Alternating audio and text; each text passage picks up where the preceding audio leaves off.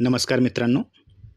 मागील व्हिडिओमध्ये आपण रोलिंग प्लॅनरच्या आधारे तासाभरात घडणाऱ्या घटनेचा कालनिर्णय कसा करावा, म्हणजे एखादी घटना जेव्हा तासात 2 तासात घडण्याची शक्यता असते, तर ती नेमकी कधी घडेल हे RPच्या माध्यमातून कसे शोधावे याविषयी माहिती घेतली. आज मला खरे तर एका वेगळ्या विषयावर व्हिडिओ बनवायचा होता. मी नोकरी करत ज्योतिषशास्त्राची सेवा करतो, त्यामुळे व्हिडिओ बनवण्यासाठी मनावा तसा वेळ देऊ शकत नाही आणि आपले डोक्याचे विचार सरळ समोर सांगणे जितके सोपे असते, तितके व्हिडिओ बनवताना ते सोपे नसते. अगोदर ते विचार लिहून काढणे, मग त्याला व्यवस्थित शब्दबद्ध करणे, ते मराठीत टाईप करणे, नवीन शिकणाऱ्या विद्यार्थ्याच्या दृष्टीने विचार करून त्याची व्यवस्थित मांडणी करणे, रेकॉर्डिंग करून व्हिडिओ अपलोड करणे, अशा बऱ्याच गोष्टी त्यामागे असतात. ज्योतिषी असला तरी त्याला स्वतःची लाईफ असतेच. त्यात नोकरीतून मिळणारा अल्प वेळ, त्यात लोकांच्या पत्रिकेवर मार्गदर्शन करण्यासाठीचा वेळ इत्यादीचा विचार करता तसा खूप कमी वेळ मिळतो. तुम्ही म्हणाल हे सांगण्याचे काय कारण? तर याला कारणे 3. पहिले, त्या लोकांसाठी ज्यांनी माझे कृष्णमूर्ती पद्धतीचे पेड व्हिडिओ घेतलेले आहेत. खरे तर किमान 15 ते 20 व्हिडिओ झाल्यानंतरच मी कृष्णमूर्ती पद्धतीचे पेड व्हिडिओ उपलब्ध करणार होतो. परंतु वरील कारणामुळे पेड व्हिडिओ बनवणे व अपलोड करण्यास थोडा वेळ लागत आहे. तरीही लोकांच्या मागणीनुसार ते ₹500चे व्हिडिओ सध्या अजून अपलोड करणे चालूच असल्याकारणाने ₹350मध्ये उपलब्ध आहेत. एकदा 15 ते 20 व्हिडिओची संख्या झाली की ते नवीन घेणाऱ्यांसाठी ₹500लाच उपलब्ध होतील. पण ज्यांनी आतापर्यंत ₹350मध्ये ते घेतलेले आहेत, त्यांना अतिरिक्त पैसे द्यायची गरज नाही व त्यांना वाटेल की एवढेच व्हिडिओ आम्हाला ₹350 मिळाले की काय, तर तसे नाही. त्यात अजून कृष्णमूर्ती पद्धतीचे व्हिडिओ अपलोड केले जातील. दुसरे कारण हे की आज आपल्या चॅनलचे 16,000हून जास्त सबस्क्रायबर झालेले आहेत. प्रथमतः त्याबद्दल सर्व ज्योतिषप्रेमींचे व सबस्क्रायबरांचे मी मनापासून धन्यवाद करतो. ज्यांनी आत्तापर्यंत हे चॅनल सबस्क्राईब केले नाही, त्यांना विनंती करतो की एक व्हिडिओ जरी 10 ते 15 मिनिटाचा दिसत असला तरी त्यामागे किमान 2 ते 3 तासाची मेहनत असते.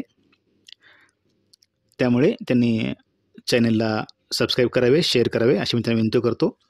आता तिसरे कारण, साधारण 4 दिवसापूर्वी एका जातकाची पत्रिका आली होती. त्यांनी आत्तापर्यंत बरेच उद्योगधंदे केले, पण कशातच म्हणावा तसा यश नाही. माझे नशीब असे का, असा प्रश्न त्यांना पडत होता. पैसे पण जवळ टिकत नव्हते. म्हणून आत्तापर्यंत किमान 10 ज्योतिषांना त्यांनी पत्रिका दाखवली व त्यांनी सांगितलेले वेगवेगळे उपाय पण त्यांनी केले, पण काही फायदा नाही. म्हणून स्वतःच ज्योतिषशास्त्राची पुस्तके आणून ती अभ्यासणे त्यांनी चालू केले. तरीही पुस्तकात काय सांगितलेले आहे ते नेमके कळत नव्हते, कारण बेसिक गोष्टीच माहीत नव्हत्या. मग पुस्तके ठेवून दिली. ते म्हणाले आपल्या व्हिडिओनंतर परत पुस्तके अभ्यासाला चालू केली.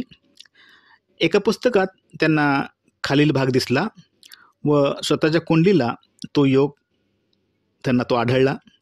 म्हणून त्यांनी माझ्याशी संपर्क साधला.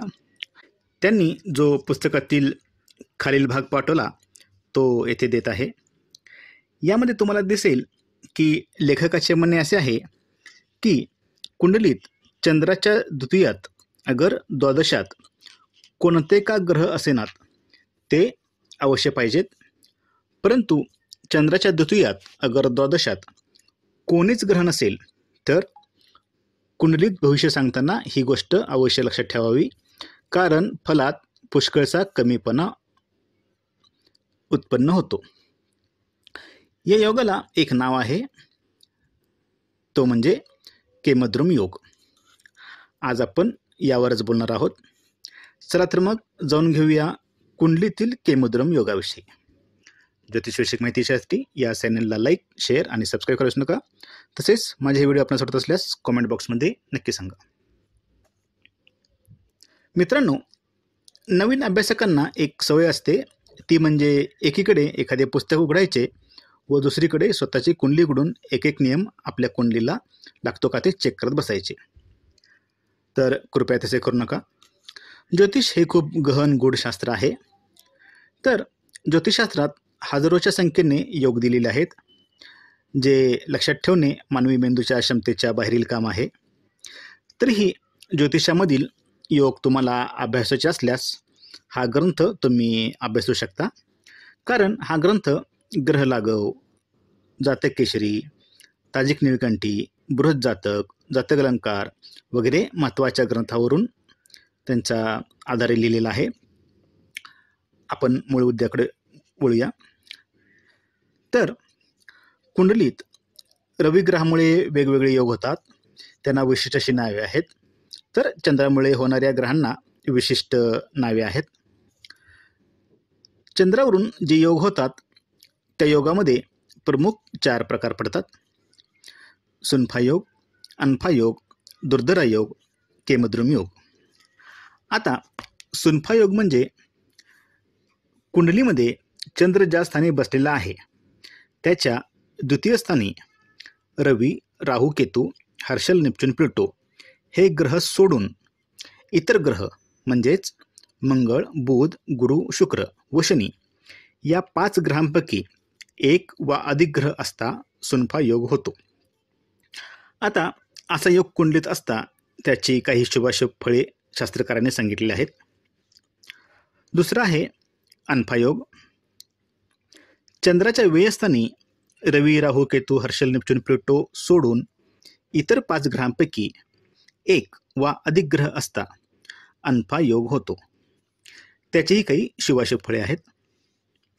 तिसरा योग दुर्धरा योग. चंद्राच्या द्वितीयात व व्ययात म्हणजे दोन्ही स्थानात वरील प्रमाणेच रवी, राहू, केतू, हर्षल, नेपच्यून, प्लुटो सोडून उरलेल्या 5 ग्रहांपैकी एखादा जरी ग्रह असेल तर दुर्धरा योग होतो. व चौथा प्रकार चंद्राच्या 2 व 12 स्थानी.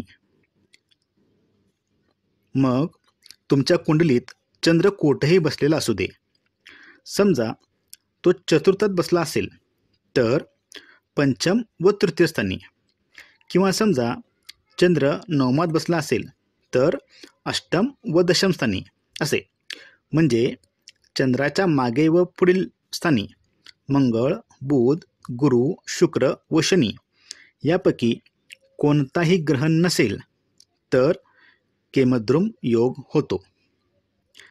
जरी चंद्राच्या मागे व पुढे रवी, राहू, केतू, हर्षल, नेपच्यून, प्लुटो असले तरी त्यांना महत्त्व नाही. या योगाचे म्हणजे केमद्रुम योगाचे फळ मात्र शास्त्रकारांनी भलतेच वाईट दिलेले आहे. यालाच निर्धन योग असेही म्हटलेले आहे. काही ठिकाणी असंही सांगितले आहे की या योगावर जन्मलेला जातक राजाच्या पोटी जरी जन्मला तरी तो भिकारी होतो. आता तुमच्या लक्षात आले असेल की असे वाचल्यावर व स्वतःच्या कुंडलीत तो योग दिसल्यावर जातकाची काय अवस्था होईल.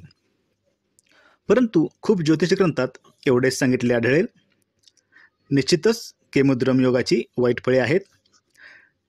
शास्त्रकार काही चुकीचे सांगत नाही आहेत, परंतु या योगाचा काही भंग करणारे योग पण आहेत. त्याचा विचारही आपल्याला करायला हवा की नको.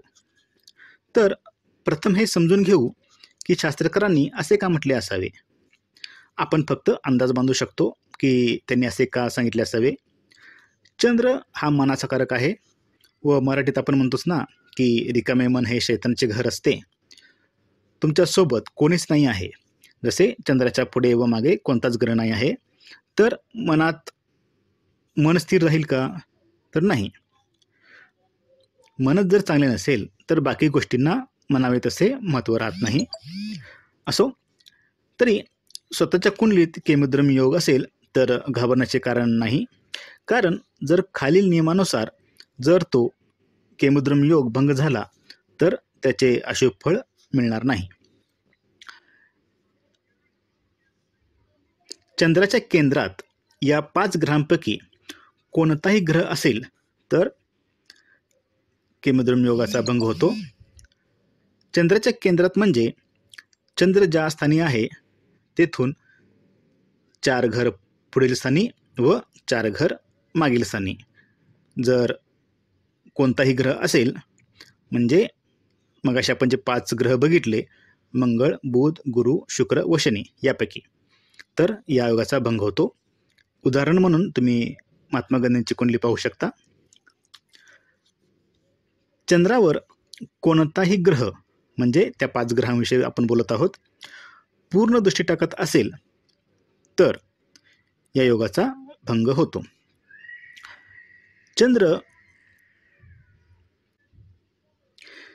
चंद्र या 5 ग्रहांपैकी कोणाही ग्रहासोबत राशी परिवर्तन योग करीत असेल तर, म्हणजे समजा चंद्र गुरुच्या राशीत असतानाच गुरु हा चंद्राच्या राशीत असा परिवर्तन योग होत असेल तरी हा योग भंग होतो. चंद्र ज्या राशीत आहे त्याचा स्वामी लग्नी असेल तरीसुद्धा या योगाचा भंग होतो. चंद्र केंद्रात स्वराशीचा व उच्च राशीचा असता, चंद्रासोबत एखादा ग्रह युतीत असता, म्हणजे याच 5 ग्रहांपैकी पत्रिकेत चंद्रादी योग असता. आता चंद्रादी योग म्हणजे काय, तर चंद्रापासून 6, 7 आणि 8 स्थानी गुरु, बुध व शुक्र कोणत्याही क्रमाने असता चंद्रादी योग होतो. म्हणजे समजा लाभात चंद्र असता तेथून 6, 7, 8 स्थाने, म्हणजे मूळ कुंडलीतील चतुर्थ स्थान, पंचम स्थान व षष्ठ स्थान, हे 3ही ग्रह कोणत्याही क्रमाने असता चंद्रादी योग होतो. यामध्ये पण विविध प्रकार पडतात. जसे समजा चंद्राच्या 6व्या स्थानी गुरु, सप्तम स्थानी बुध व अष्टम स्थानी शुक्र असेल, किंवा सर्व ग्रह षष्ठात, किंवा 3ही ग्रह सप्तमात व हे 3ही ग्रह अष्टमात असतात, किंवा एक ग्रह षष्ठात, सप्तम स्थान रिक्त व उरलेले 2 ग्रह अष्टमात, असे बरेच प्रकार यामध्ये पडतात. तसेच हा चंद्र कोणत्या स्थानी आहे त्यानुसार चंद्रापासून 6, 7, 8 स्थाने मूळ पत्रिकेतील कोणती स्थाने आहेत यावर त्याचा दर्जा ठरतो. ती गोष्ट सध्या विसरून जा. फक्त कोणत्याही दर्जाचा चंद्रादी योग झाला असता केमद्रुम योग भंग होतो, कारण हा चंद्रादी योग श्रेष्ठ दर्जाचा राजयोग घडवतो. छत्रपती शिवाजी महाराजांच्या कुंडलीत हा चंद्रादी योग तुम्हाला झालेला दिसून येईल. तुमच्या सोयीसाठी महाराष्ट्राचा कुंडली संग्रह या ग्रंथातील ही महाराजांची कुंडली पहा. असो, तरीही माझ्याकडे जी पत्रिका आली होती ती अशी: दिनांक 30 मे 1990, रात्री 9:05 नागपूर. या कुंडलीतील जातकाची तक्रार मी सुरुवातीला तुम्हाला सांगितलेली आहे. तपासा बरे, केमद्रुम योग होतो का या कुंडलीत, व होत असेल तर त्याचा भंग होतो का? उत्तर कमेंट बॉक्समध्ये सांगा. आज येथेच थांबू. धन्यवाद.